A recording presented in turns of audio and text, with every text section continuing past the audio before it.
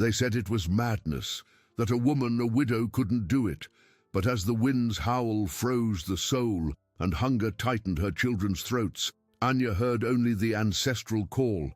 Her fingers, already numb, tightened around the bow, tearing her skin raw as the colossal shape emerged from the blizzard. The 11,000-pound snow buffalo, the village's last hope, or its most certain death.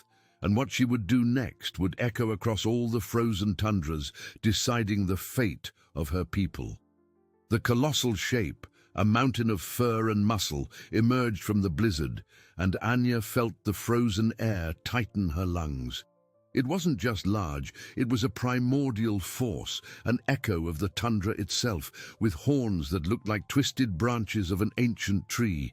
The 11,000-pound snow buffalo, a living legend, stood there, and a shiver ran down Anya's spine, not of fear, but of a somber reverence for the magnitude of the task before her. Her fingers, already numb, gripped the bow with a strength that came from her soul, not from fatigued muscles. The raw, torn skin hurt, but the pain was a distant whisper compared to the silent cry of hunger in her village. She crouched, sinking into the soft snow, the biting wind lashing her face. Anya's eyes, accustomed to the white vastness, fixed on the giant. It grazed slowly, tearing frozen moss and lichen with its powerful mouth, oblivious to the small figure watching it. To the men of the village, the buffalo was an untamable beast, a myth. To Anya, it was the promise of life for her children, the hope that her people's legacy would not die out under the cruel winter. The memory of her husband, strong and brave, but unable to overcome the scarcity, weighed on her heart, but also propelled her. She could not fail where he and the others had succumbed to despair. The days that followed were a silent, exhausting dance between life and death. Anya couldn't simply attack. The buffalo's ferocity was legendary, and a false move would mean being crushed under its hooves or horns. She followed it, a persistent shadow in the white landscape, observing its habits, its weak points, its route. Each step was a battle against exhaustion, the bone-chilling cold, and overwhelming solitude. The blizzard blinded her eyes, turning the world into a grey blur, but Anya trusted her instincts, the ancestral wisdom that ran in her veins. She felt the buffalo's presence even before seeing it, a vibration in the snow, a tremor in the air. Her mind, previously clouded by fatigue, was now sharp as a blade. She needed an opening, a moment of vulnerability in the giant. The bow in her hands felt like an extension of her own body, and the arrows, sharp and precise, were the only language she could speak with the beast. The wind howled, mocking her audacity, but Anya was undeterred. Her determination was stronger than the cold, more resilient than despair. Her children, their pale, hungry faces, were the image that kept her from giving up. The first attempt was a test, not a final attack. She approached, crawling over the ice, her heart pounding in her chest. The buffalo raised its head, its dark, deep eyes scanning the horizon, sensing a disturbance in the air it couldn't identify. Anya remained motionless, almost invisible, a part of the frozen landscape. She couldn't risk a shot from afar. She needed to be close, very close, to ensure every arrow counted. The duel would not be one of brute force, but of cunning, patience, and the unwavering will of a mother who refused to see her people perish. Yakutia's winter had stolen much from her, but it would not steal her hope. Anya knew that patience was the sharpest weapon in the tundra. For days, she followed the buffalo, a ghost among the snow dunes. Her eyes, previously fixed on the beast, now noticed every detail. The pattern of its steps, the way it tilted its head to tear at the frozen vegetation, the contraction of its muscles beneath its thick fur. She noticed a preferred grazing side, where the wind was less relentless and the snow offered easier access to food. It was a small flaw in the routine imposed by nature, a treasure kept in her mind, key to her people's survival. The cold was a constant enemy. Every breath burned her lungs. Her fingers, even with fur gloves, felt like blocks of ice. Hunger gnawed at her stomach, a cruel reminder of what was at stake. She rationed the dried meat she had brought with a warrior's discipline.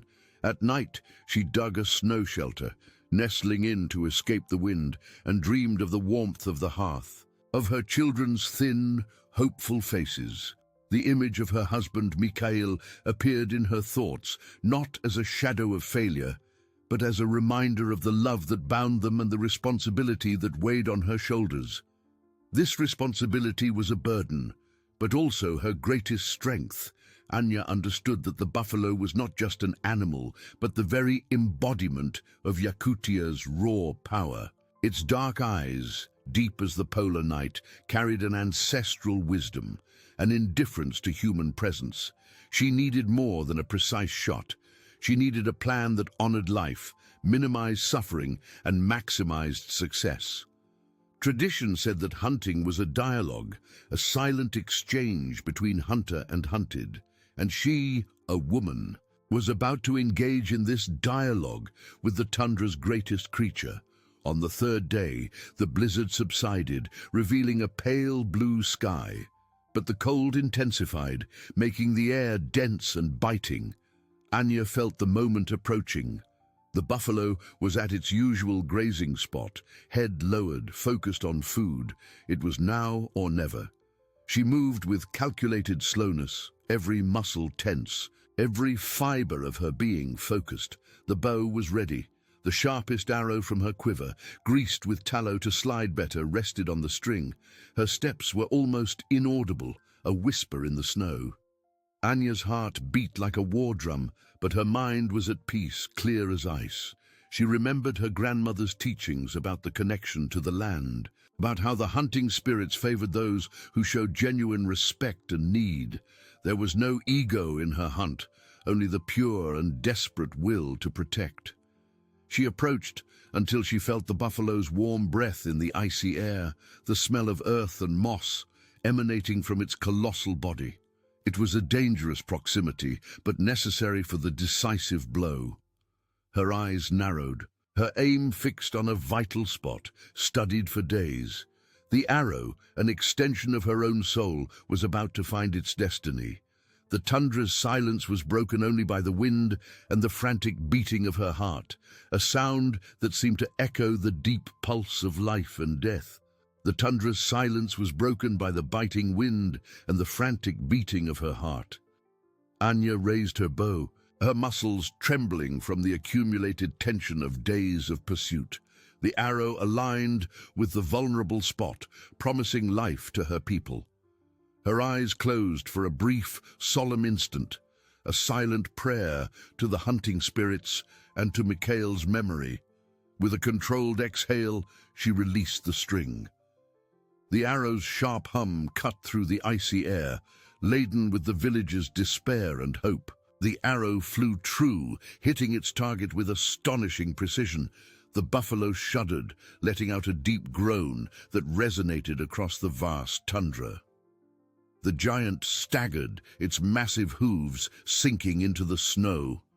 Anya felt a pang of sadness.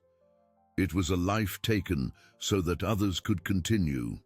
The buffalo tried to rise, eyes clouded, but the colossal strength that kept it standing failed. Anya, exhausted, did not hesitate. She drew another arrow, the last one needed. With determination she fired. The impact was definitive. The snow buffalo, king of the tundra, faltered one last time, and with a sigh that seemed to empty the very air around it, fell heavily into the snow, kicking up icy dust. The earth trembled under the impact. Anya remained motionless, bow in hand, chest heaving. The silence that followed was deafening, broken only by the wind. Frozen tears blurred her vision, relief, gratitude, profound exhaustion. The adrenaline that had kept her standing for days dissipated, leaving her weak, her knees trembling. She felt pain in her shoulder, strained muscles, and a cut on her palm where the bowstring had torn her skin.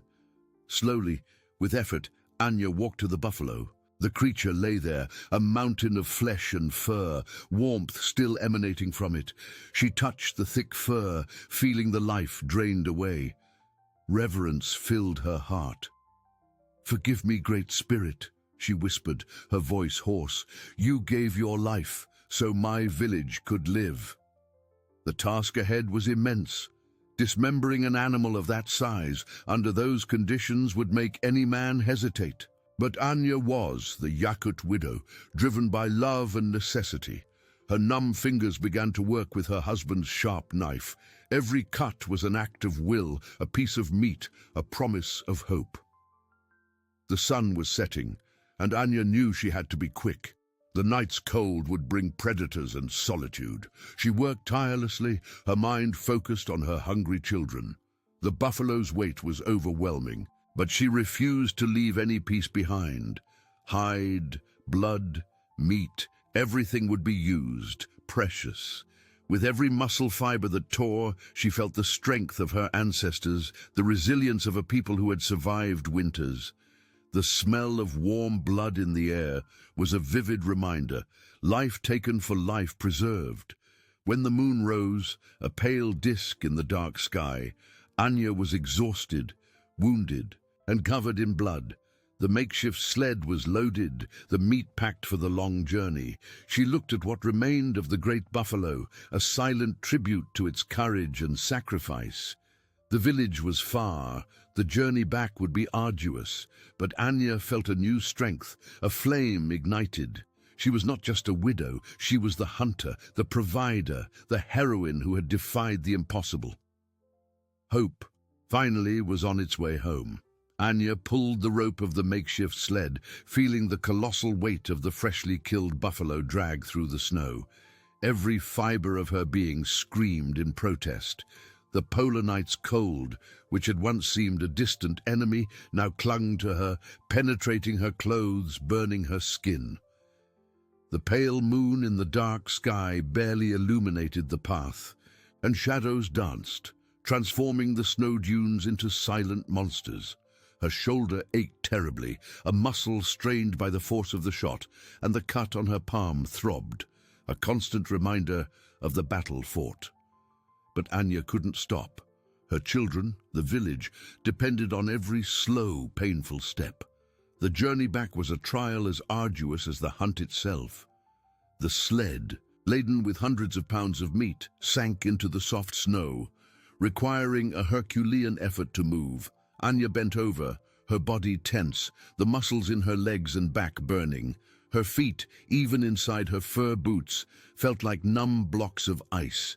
Exhaustion was a thick fog threatening to consume her mind, but the image of her little ones' thin faces, the promise of a hearty meal, was the beacon that guided her through the darkness and despair. She bit her lip, tasting the metallic tang of blood to keep from giving in to weariness. Hours dragged on, indistinguishable in the white vastness. The wind howled, mocking her fragility, but Anya ignored it. She remembered her grandmother's voice, which said that the strength of a YAKUT woman lay not in her muscles, but in the resilience of her spirit. And Anya's spirit was indomitable. She thought of Mikhail, her husband, and how proud he would have been. The sorrow of loss was still there, a knot in her chest, but now mingled with a new sense of power, of purpose. She wasn't just dragging meat, she was dragging hope, the future of her people. When the first pale rays of the sun began to tint the horizon, with shades of pink and blue, Anya felt a tremor of anticipation. The village was still invisible, but its proximity was palpable. The smell of smoke, perhaps, or just her hungry imagination, seemed to float in the icy air. Her steps, previously dragging, gained a slightly firmer rhythm, driven by the urgency to arrive. She imagined the face of her eldest daughter, Lena, and the smile of little Boris upon seeing the food.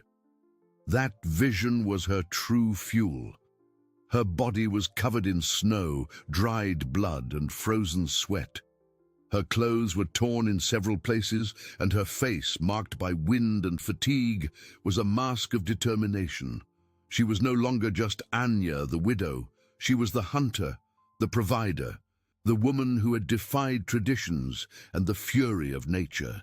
She knew her arrival would cause a stir, perhaps initial skepticism, but the proof of her feat was there, dragged by her, undeniable. The buffalo meat was the answer to all doubts. With a final effort, one that seemed to tear the soul from her body, Anya spotted the first huts of the village, small dark specks against the infinite white.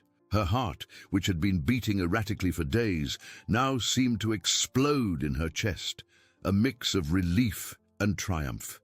She wasn't just returning home, she was bringing life back home. Hope finally was there, materialized in the heavy sled, in the meat that would feed the hungry, in the legacy of a woman who refused to surrender to the cruelest winter. Anya staggered the last few yards, the sled groaning under the weight. The first to see her was a child, small and thin, emerging from a hut. The girl's eyes widened, and a muffled cry escaped her lips before she ran inside. In seconds, other faces appeared in doorways, curious, then shocked. The women came out first, covering their mouths with their hands, their gazes fixed on the sled. Lena and Boris, pale and hollow-eyed, emerged, and the sight of their mother covered in ice and blood, dragging that mountain of meat, made little Boris let out a cry of relief and fear. Lena ran, stumbling in the snow, to embrace her mother, feeling Anya's stiff, cold body. "Mama, you're back!" Lena whispered, tears streaming down her face. Anya could only hug her with one arm, her strength almost gone. Her eyes swept across the village, meeting the gazes of the men who were now approaching, their faces a mix of astonishment and disbelief. They saw the buffalo, undeniable proof, and a heavy silence hung over the village, broken only by the wind and Boris's crying. Elder Semyon, the most respected among the men, stepped forward, his expression grave. He was a man of few words, and his eyes, which had seen many winters, fixed on Anya, then on the sled. He didn't smile, didn't express relief. Instead, his brow furrowed into a deep wrinkle. "Anya," he said, his voice hoarse. "What is this? Where did you find such a creature? Is this a woman's hunt? The spirits of the tundra are not to be mocked." Semyon's words fell like stones in the icy air. A murmur of distrust ran through the small crowd. The men, who had failed to feed the village, seemed unable to accept that a widow had achieved the impossible. Lena's initial joy turned to confusion, and she squeezed Anya's hand. Anya's exhaustion gave way to a wave of frustration and a new determination. She had fought against nature, against despair, and now she would have to fight against the skepticism of her own people. Her eyes, previously tired, gleamed with a spark of defiance. She hadn't risked everything to be questioned now. The buffalo was there, life was there, and no one would take that from her. Anya released the sled rope, which fell with a dull thud in the snow. The sound echoed in the tense silence. She straightened up, despite the searing pain in her shoulder and the dizziness that threatened to fell her. Her gaze met Semyon's, firm and unwavering. "It is the meat that will save the village, Semyon," she replied, her voice hoarse from cold and fatigue, but imbued with an authority that surprised everyone, including herself. "The snow buffalo. I hunted it. With my own hands, with the strength the tundra spirits gave me, because the men failed and my children were starving." An even deeper silence settled, heavy with the truth of her words. The men avoided her gaze, some lowering their heads in shame. The women, however, began to approach, their eyes filled with a mix of admiration and awe. One of them, old Katerina, who had always supported her, stepped forward, her eyes moist. "She speaks the truth, Semyon. Our children are hungry. This meat is a blessing." Semyon, however, did not yield easily. His mind was bound by traditions, by the established order. A woman did not hunt the snow buffalo. It was not the way. But how? Alone? It's against what we know. Perhaps it's a bad omen. Perhaps the spirits are angry that a woman challenged the sacred hunt. His voice held genuine fear, but also stubborn resistance.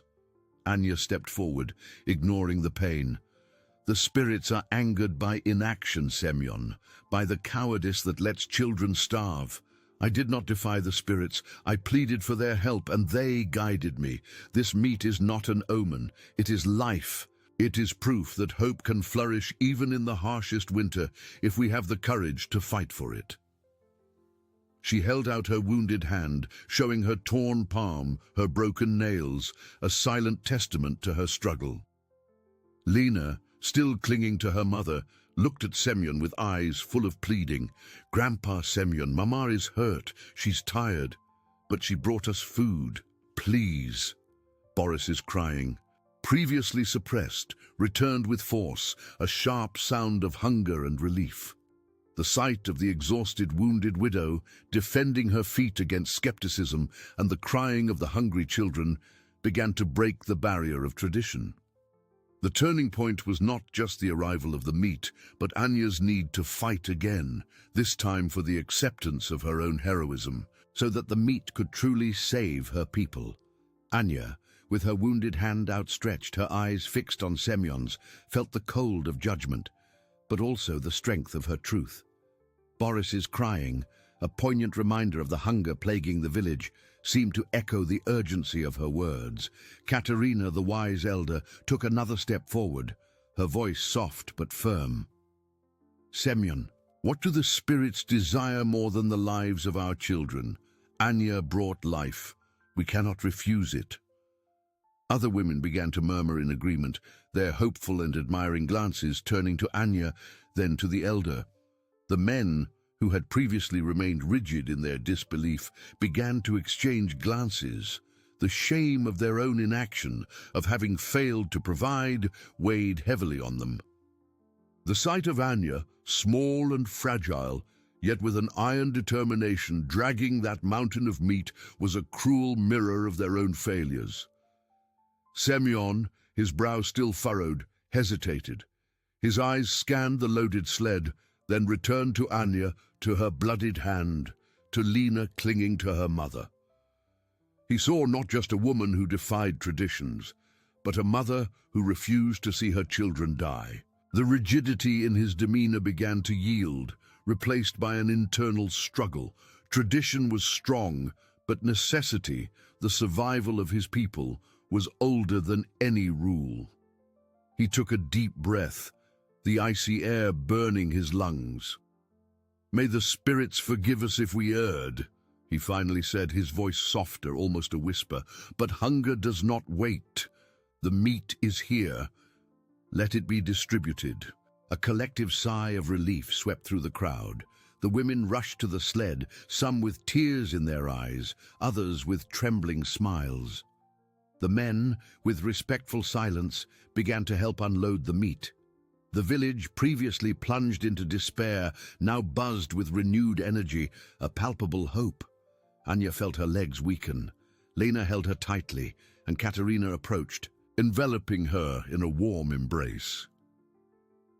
"You are the strength of our people, Anya," Katerina murmured, kissing her forehead. "Thank you." Anya barely managed a smile, exhaustion finally overcoming her. Her body trembled uncontrollably, and the pain in her shoulder and hand intensified. Boris, his face wet with tears, let go of Lena's hand and ran to his mother, hugging her legs. "Mama, you're hurt," he said, pointing to her hand. The genuine concern in his childish eyes melted the last remnant of her resistance. She knelt in the snow, embracing both children with all the strength she had left. It was for them, always for them. The men now looked at her with new respect, a silent admiration. They had underestimated her strength, her courage. Some approached to help, offering support, a sign that the barrier of skepticism was beginning to crumble. Young Dmitri, one of the most agile hunters, was the first to kneel beside Anya. "Let us take care of you, Anya," he said, his voice laden with humility. You saved us all."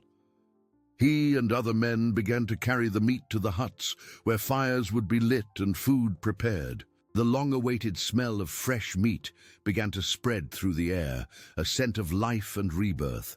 Anya was taken to her hut, where Katerina and other women tended to her wounds.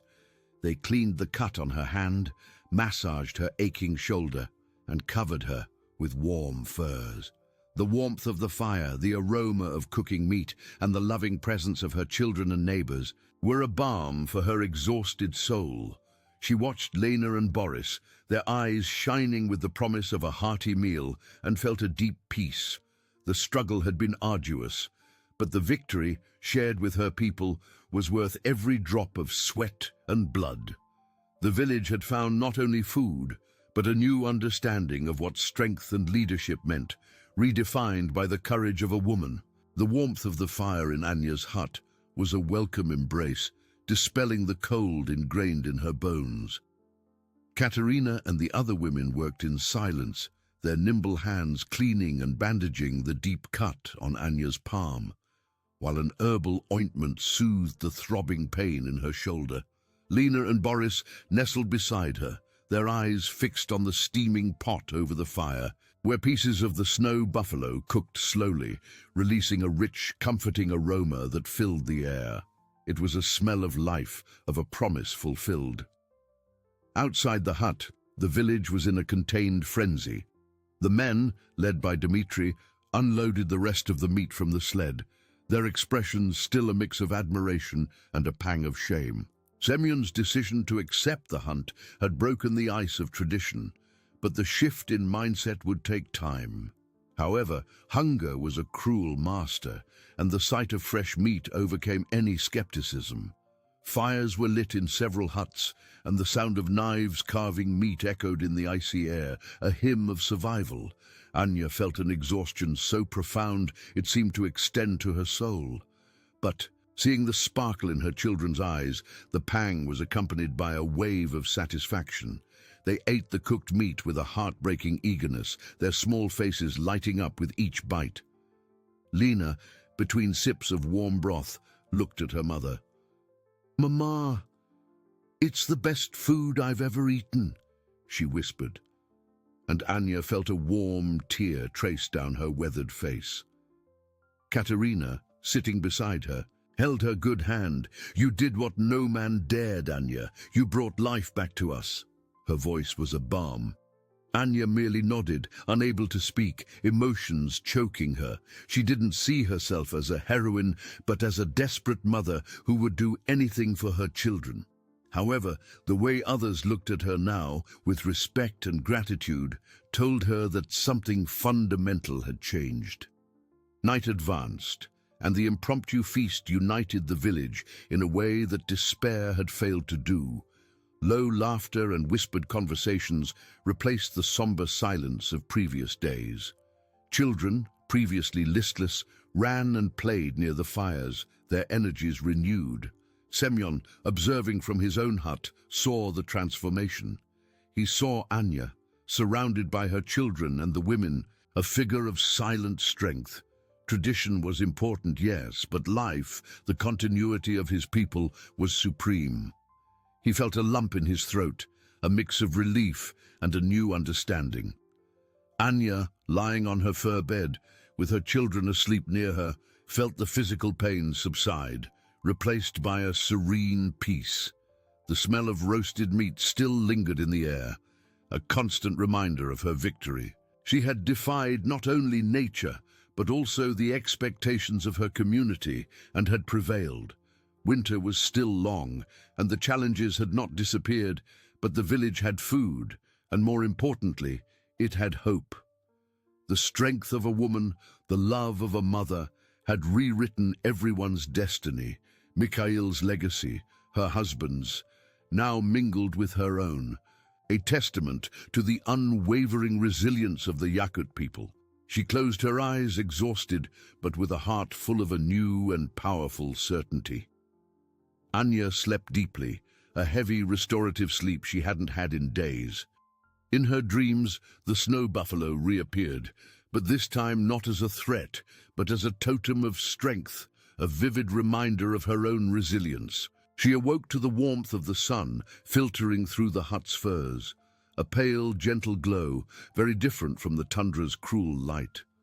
Her muscles still protested with every movement, but the sharp pain had subsided, replaced by a deep but bearable weariness. Lena and Boris slept, nestled beside her, their faces serene and full, a silent testament to the hearty meal of the previous night. Enya smiled, a faint but genuine smile, feeling a peace she hadn't experienced in a long time. The tranquility was a balm for her soul. When she rose, with the help of Katerina, who was already waiting for her with a hot, steaming broth, she felt the village vibrate with a different energy. The smell of smoke and cooking meat was constant, a comforting reminder that hunger had been driven away, at least for now. The women greeted her with looks of admiration and respect, some even with an almost palpable reverence. They approached, gently touched her arm, murmured words of gratitude that warmed her heart. Anya felt strange with all that attention. In her mind, she was just Anya, the widow, the mother. But she knew, deep down, that she was no longer just that. Semyon, the elder, was one of the first to visit her. He entered the hut with his head bowed, his steps slower than usual, his wrinkled face displaying an expression of deep reflection. His eyes, previously full of skepticism and distrust, now carried a humility Anya had never seen. He sat in silence for a moment, watching Lena and Boris playing near the fire, their small laughs filling the space. "Anya," he finally said, his voice softer than usual, almost a hoarse whisper. "I was wrong. I doubted you, your strength, your faith in the ancestral spirits." He paused, his wrinkled fingers drumming on his knee, a gesture of nervousness and regret. "We, the men, lost our way. We forgot the true strength that resides in our people, in our women. You reminded us of something essential." Semyon raised his eyes, and Anya saw a solitary tear trace down his weathered cheek. "You didn't just bring meat, Anya. You brought back our honor, our lost hope." Semyon's words were a weight lifted from her shoulders, an invisible burden she had carried since her return. She didn't seek praise, but the acceptance of her people was vital for everyone's healing. She nodded, a gesture of silent understanding and forgiveness. "I did what was necessary, Semyon, for my children, for all of us." News of her hunt and Semyon's speech spread like the icy wind through the village, but this time a wind that brought change and renewal. The men who had previously avoided her with disapproving glances now sought her out, offering help, asking for advice on how the meat should be prepared and stored to last as long as possible. Dmitri, the young hunter who had been the first to approach, now followed her with a look of devotion and respect. He offered to oversee the distribution of the meat, ensuring no one went without. The village, previously divided by despair and skepticism, now united in a common purpose, driven by Anya's courage and vision. Anya observed the change with a mix of relief and a touch of apprehension. Food was secure for now, but winter was long and relentless. The buffalo hunt had been a miracle, but it couldn't be the only solution. She felt the weight of a new responsibility, not just as a mother, but as an emerging leader, a guide for her people. Her eyes scanned the faces of her neighbors, the renewed smiles of the children, the hands working together. Hope had returned, but now it was up to them to nurture it, to transform it into a lasting future. Anya knew that the journey to rebuild the village, to restore faith and tradition in a new and stronger way, was just beginning. She had proven that strength had no gender, that courage could flourish in any heart, and with that certainty, she prepared for the new challenges that winter still held. Anya felt the pale morning sun caress her face, a gentle and welcome reminder that a new day had arrived. Though her body still bore the marks of battle, her shoulder throbbing, her bandaged hand pulsing. The pain was no longer the same. It was a pain of healing, of overcoming, not of despair. Lena and Boris were already up, their laughter echoing softly from outside, where the village, once silent and somber, now buzzed with renewed activity. The smell of smoke and cooking meat was constant, a hymn to the life she had brought back. Stepping outside, wrapped in warm furs, Anya observed the transformation. Dmitri, with a group of young hunters, was diligently cutting and salting the buffalo meat, preparing it for long-term storage. Their hands, previously hesitant and ashamed, now worked with renewed purpose, and their gazes towards Anya were of unquestionable respect. The women, led by Katerina, organized the hides and bones, ensuring that nothing of the precious hunt went to waste. The village worked in unison, a well-oiled machine driven by necessity and hope. Anya felt the weight of that collective gaze. She was no longer just Anya, the widow, but the woman who had broken barriers, who had proven that strength was not measured solely by muscular robustness, but by the tenacity of spirit. The gratitude on every face was a balm for her soul, but also a burden. The buffalo meat was a victory, yes, but winter was a relentless beast, and a single hunt, however grand, would not guarantee survival until spring. The responsibility of looking beyond the present, of planning for the future, now rested on her shoulders, previously accustomed only to caring for her children. Semyon approached her, his steps slow and thoughtful, his eyes fixed on the icy landscape. He no longer carried an air of unquestionable authority, but rather newfound humility. "Anya," he began, his voice hoarse, "the village is alive again. Your children have food and so do ours. But you are right. Winter does not forgive. We need more. We need a plan." He paused, his eyes meeting hers. "We, the men, failed to see the way. You found it. Your wisdom is now a light for us. What do you see, Anya? How can we ensure that the hope you brought does not fade?" Anya looked at the elder, at the man who represented tradition, and saw in him an openness, a willingness to learn and to change. It was a crucial moment. She took a deep breath, the icy air filling her lungs. "Semyon, the buffalo is a gift from the spirits, but also a warning. We cannot rely solely on a miracle. We must hunt, yes, but with more intelligence, with the strength of all of us. The men must prepare for longer expeditions, perhaps in smaller but more frequent groups. And the women. The women can help identify migration routes, prepare smaller traps for small game. Everyone has their role, Semyon. The village is not strong because of a single hunter, but because of the unity of all." Anya's words were not a challenge, but a proposal, an invitation to collaboration. Semyon listened attentively, his eyes reflecting seriousness. He nodded slowly, silent acceptance. "You speak with the voice of the ancestors, Anya, a voice we forgot to hear." He turned to Dmitri and the other hunters who had stopped working to listen. "Listen to Anya. She will guide us. We will prepare the expeditions as she suggests, and the women, Katerina, you too will have a vital role." A murmur of agreement ran through the crowd.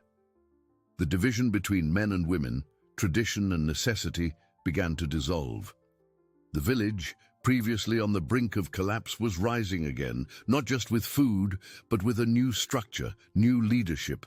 Anya felt a warmth spread in her chest, not just from the fire, but from the unity of her people. The path ahead was uncertain and dangerous, but she was no longer alone. Hope, which she had carried home alone, was now a shared beacon of light, fueled by the resilience of every YAKUT heart. She knew the challenges would be many, but the sight of her children playing, the smell of the meat, and the trust in their eyes were the strength that propelled her forward to lead her people through the cruelest winter. Anya felt the weight of leadership, a responsibility that once seemed unthinkable, but now settled on her shoulders like a heavy and paradoxically warming cloak. The village, invigorated by the buffalo meat and new hope, had embraced her suggestions with a fervor that surprised her. Dmitri and the young hunters, following her instructions, organized into smaller, more agile groups for small game expeditions, seeking hares and foxes, while the women, under Katerina's coordination, mapped routes and prepared secondary traps. The smell of smoke and cooking meat was constant, a vivid reminder that life had returned. Days turned into weeks, and the village prospered under the new order. The buffalo meat, carefully salted and stored, supplemented the daily hunt, ensuring no one went hungry. The children, with rosy cheeks and bright eyes, played in the snow, their laughter echoing where before there had only been the silence of despair. Anya observed everything with a mix of pride and a pang of apprehension. Winter, she knew, had not yet shown its cruelest face, and the cruel face came. One morning the sun did not rise. Instead of its pale light, a dense darkness and an oppressive silence fell upon the tundra. The wind, which had once howled, now seemed to have been swallowed by a greater force. The air grew heavy, and the temperature plummeted to levels even the elders couldn't recall. The hut furs, once sufficient, seemed thin as paper against the cold that penetrated every crevice. An unprecedented blizzard formed on the horizon, a furious white wall advancing inexorably. Panic began to spread. The hunters who were out were hastily called back, their faces pale and eyes full of fear. Semyon, his voice choked, called an emergency meeting in the communal hut. The fire crackled weakly, unable to ward off the cold seeping through the walls. "I've never seen anything like it," he murmured, his eyes fixed on Anya. "The spirits are truly angry." Anya felt fear tighten her chest, but refused to yield. She looked at the frightened faces of her people, at Lena and Boris nestled near her, and an ancestral strength rose within her. "It's not anger, Semyon," she said, her voice firm and clear, cutting through the murmur of despair. "It is nature, and we are part of it. We will face it, as we always have." She stood up, her figure small but imposing, in the center of the hut. "Dmitri, gather the strongest men. We need to reinforce the huts with more snow and ice. Katerina, organize the women to check food and water reserves and prepare more hot broths. The children must stay inside the huts, under the watch of the elders. No one should go out alone. We will work together, each with their task. There is no time for fear, only for action." Semyon watched Anya, surprise and renewed respect in his eyes. The hesitation in her people began to wane, replaced by a silent determination. Anya's voice was not that of a leader who imposed, but of a mother who cared, of a warrior who inspired. Dmitri, without questioning, nodded and began to give orders to the other men.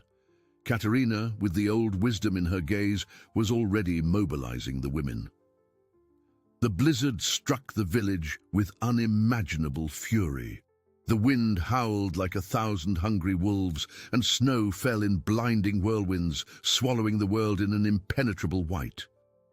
The huts trembled under the force of the gale, and the cold became a physical presence, an icy hand trying to steal the last breath of life. But this time, the village did not cower in despair. Driven by Anya's voice, by her unwavering courage, they fought. Men and women, side by side, dug trenches in the snow, piled up blocks of ice, protected their homes and each other.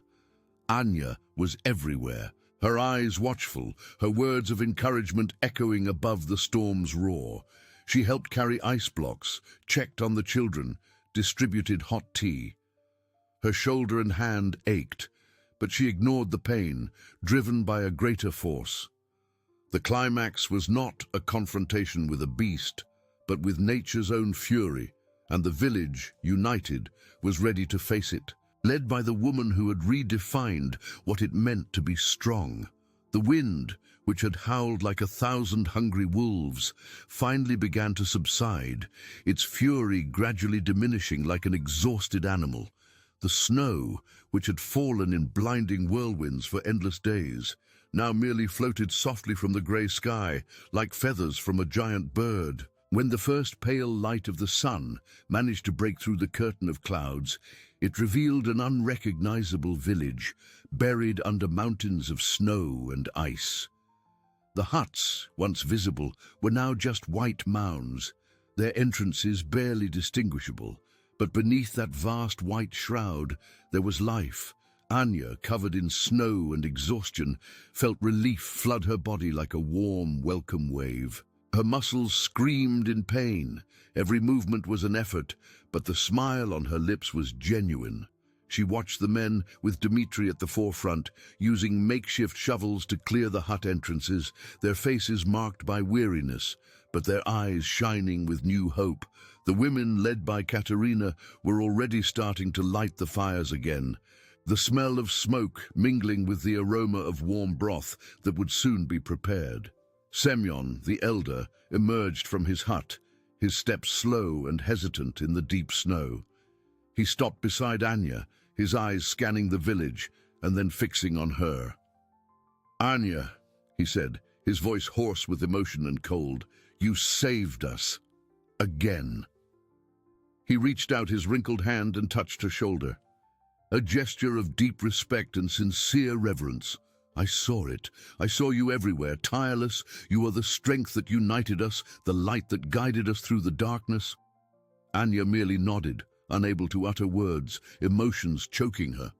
She didn't feel like a savior, just a part of that collective effort, but Semyon's acceptance, the admiration in the eyes of Dmitri and all the others, was a balm for her weary soul. The barrier between her and the men, between tradition and necessity, had completely crumbled. In the days that followed, the village worked tirelessly to recover from the blizzard. The snow was cleared, the huts reinforced, and the paths unblocked. The snow buffalo meat carefully stored proved to be their salvation, ensuring no one went hungry during the days of forced isolation. The reserves of small game, though smaller, also contributed, a testament to Anya's planning. Anya was no longer just a mother, a widow. She was the leader, the guide. Semyon, in a formal meeting, declared her the mother of the village, a title of honor and responsibility that she accepted with humility and determination. He explained that the spirits had spoken through her, that her courage and wisdom were a new path for the YAKUT people. Dmitri and the other hunters sought her out for all decisions, and the women saw her as a beacon of hope. Lena and Boris, with rosy cheeks and bright eyes, were living proof of her victory. They laughed and played in the snow, hunger and fear now just distant memories. Anya watched them, feeling a deep and lasting peace. Winter was still long, and new challenges would certainly arise, but the village was no longer on the brink of the abyss. They had faced nature's fury and emerged stronger, more united. Anya knew that true strength lay not in dominating nature, but in coexisting with it, in learning from its challenges, and in finding resilience within herself and her people. Mikhail's legacy, her husband's, now joined hers, not as a replacement, but as an evolution. The village had found its way, a path forged in the courage of a woman, in the unity of a people, and in the hope that flourished even in the icy heart of Yakutia. Spring, though still distant, seemed closer than ever, promising a rebirth for all. Anya, feeling the warmth of the fire in her hut and the weight of her sleeping children beside her, closed her eyes. The pain in her body was a reminder of all they had overcome, but the peace in her heart was the melody of a future where strength manifested in many forms and hope never died.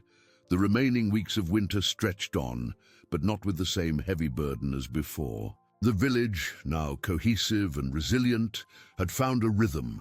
The hunting expeditions organized by Dmitri under Anya's guidance were more fruitful. The men, previously reluctant, now moved with a new determination, sharing knowledge and experience. The women, led by Katerina, not only prepared meals and cared for the children, but also contributed to gathering firewood and maintaining smaller traps, feeling like an essential and valued part of collective survival. The children's laughter, once rare, now frequently echoed through the village, a sweet and comforting sound that warmed hearts. Lena and Boris, with rosy cheeks and eyes full of life, were living proof of their mother's victory. Anya, the mother of the village, carried her title with a silent grace. She did not impose her will, but guided with wisdom, listening to everyone, weighing each decision with the future of her people in mind. Semyon, the elder, now sat beside her in meetings, his head bowed in respect, his eyes seeking hers for approval or advice. The old order had yielded to a new one, where strength of spirit and wisdom were valued more than blind tradition. The village had learned that true leadership was not about who spoke loudest, but about who listened most attentively and acted with the most courage. Slowly, almost imperceptibly, winter began to yield.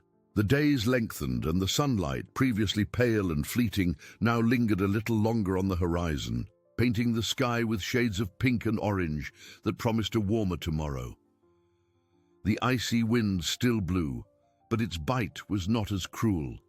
Small streams, previously frozen in silence, began to murmur beneath the snow, a soft sound of thawing that carried with it the promise of life.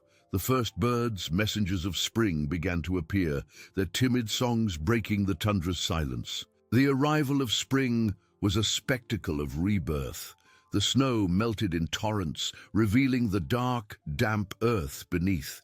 The trees, once icy skeletons, began to sprout with light green foliage, and the first small, resilient wildflowers pierced the soil, bringing vibrant colors to the monochromatic landscape.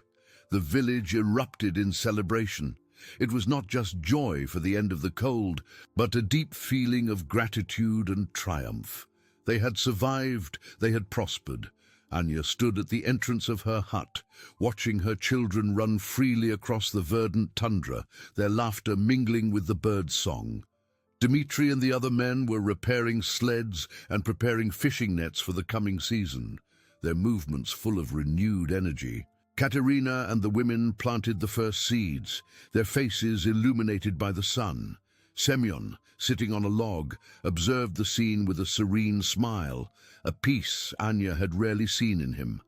The snow buffalo, the giant that had been her ordeal and her salvation, was now a living legend, told and retold around the campfires, a testament to Anya's courage and her people's resilience. Its legacy was not just the meat that fed them, but the hope that united them. Anya had proven that strength had no gender, that ancestral wisdom could manifest in new ways, and that a mother's love could move mountains of ice. She had rewritten the destiny of her village, not with violence, but with faith, selflessness, and an unwavering human connection. Yakutia's harshest winter had tested every fiber of her being, but it had also revealed the true essence of her people. They were not just survivors, they were guardians of a tradition, innovators of a future. Anya, with a heart full of gratitude and a soul at peace, knew that the journey was far from over. But now they would face it together, a united people, forged in adversity, with the certainty that human resilience would always flourish, even in the cruelest winters. Life in Yakutia continued, stronger and brighter than ever, an eternal testament to the strength of the human spirit. The months that followed the arrival of spring transformed Anya's village into a mosaic of life and purpose. The midnight sun, a magical phenomenon of Yakutia, bathed the tundra in a continuous golden light, making the hours stretch into an eternal present. The huts, once somber and silent, now resonated with the hum of voices, the clinking of tools, and the laughter of children. Lena and Boris, with the inexhaustible energy of youth, ran through fields of wildflowers, their voices mingling with the song of migratory birds. Anya watched them from her hut, a soft smile on her lips, her heart overflowing with silent gratitude. She still bore the scars of that brutal winter, a physical reminder of her ordeal, but they were now emblems of strength, not of pain. Anya's leadership had solidified, not as a burden, but as a natural extension of her being. She no longer needed to impose her will. Her wisdom and courage had become the village's compass. Semyon, the elder, was now her most loyal counselor, his wise eyes seeking hers in every decision. He had embraced the new order with a humility that inspired everyone, recognizing that tradition, to survive, needed to adapt. "The spirits showed us a new path through you, Anya," he had once said, his wrinkled hands clasping hers with reverence. "They taught us that the strength of a people lies in the unity of all their hearts, regardless of gender or age." Dmitri and the young hunters, previously skeptical, had become the most ardent defenders of her strategies. Hunting expeditions were now collaborative endeavors, where the experience of the elders joined the agility of the younger ones. They not only hunted for sustenance, but also mapped migration routes, studied weather patterns, and shared knowledge with the women. Katerina, in turn, had transformed the female role in the village. The women, besides caring for homes and children, now actively participated in gathering medicinal herbs, preparing hides for new clothes, and maintaining smaller traps, feeling like an integral and valued part of collective survival. The village had learned the deepest lesson of that winter: interdependence. Every member, every task was an essential thread in the tapestry of communal life. The nightly fires were no longer just for warmth, but for storytelling, for teaching the younger ones about Anya's courage and their ancestors' resilience. The snow buffalo, the mythical giant, had become the center of these narratives, a symbol of the impossible made real. Anya, in her moments of quiet, thought of Mikhail. She felt his presence in the wind that caressed her face, in the strength that propelled her. He would be proud, she knew, proud not only of what she had done, but of what the village had become. Hunger and despair were now distant memories, replaced by a modest but secure abundance, and by a hope that blossomed each day. Life in Yakutia was an eternal cycle of challenges and triumphs, and Anya knew that other harsh winters would come. But looking at her people, at the faces illuminated by the midnight sun, at the hands working in unison, she felt an unwavering certainty. They were ready. The seed of resilience, planted in the heart of the cruelest winter, had sprouted and transformed into a forest of strength and unity. Anya's village, a beacon of hope in the icy vastness, was living proof that the human spirit, when fueled by love and courage, could not only survive but flourish against all odds, forging a brighter and more lasting future for generations to come.